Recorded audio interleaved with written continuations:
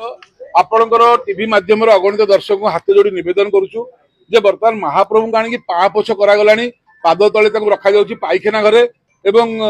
गाधुआ घरे दांड दुआरे को अवस्था भगवान कृष्ण को आनिक सेमति रखिलेनी ओम लिखिलेनी केते दिन चलिबो कौन पे सरकार सोईछन्ती गोटे नुआ आईन आणु नाहंती जे कौन धार्मिक देवता को असम्मान कले स्ट्रिंजेंट एक्शन हो बोली विशेषकर जगन्नाथ महाप्रभु पे ये सरकार आनिया दरकार किंतु ये सरकार खाली कथा कहउछन्ती कि आनिबार ना गंध धरु नाहंती जहा भी हो आशा रखी सरकार निश्चित रूपे महाप्रभु सम्मान पे निश्चय किछि करिए बोली आमे आज एतला देलु साइबर थाना रे अलीबाबा एक्सप्रेस नामक गोटे कंपनी बाहर देशर कंपनी एवं भारतर गुजरात लिपन आर्ट नामक एक कंपनी एभली जिनस करी बिकुथिबारु तांको विरुद्ध रे दृढ़ आईनगत कार्यानुष्ठान ग्रहण करिया पे एवं अलीबाबा एक्सप्रेस को भारत रे बैन करिया पे आज आमे एतला देलु एवं आशा करूछु ए एतला अनुसार आगामी दिन कार्यक्रम हबो कारण कोटी कोटी लोकंकर धार्मिक भावना गोटे आघात दउछि एटा भल लागुनी एना आलां को एमती कि जीसु को एमती करथिले अन्य धर्मावलंबी लोक छाड़ी थांते गुरु नानक को असम्मान करथिले सिख माने छाड़ी थांते आपण चिंता करंतु आमे सेति की शांत शिष्ट भद्र बोली आमे आसी एतला दउछु हिंसा करूनु कारण आम धर्म रे हिंसा नाही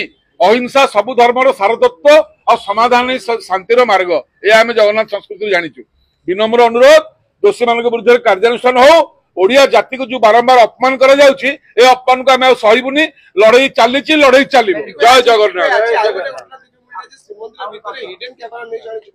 शूटिंग करबा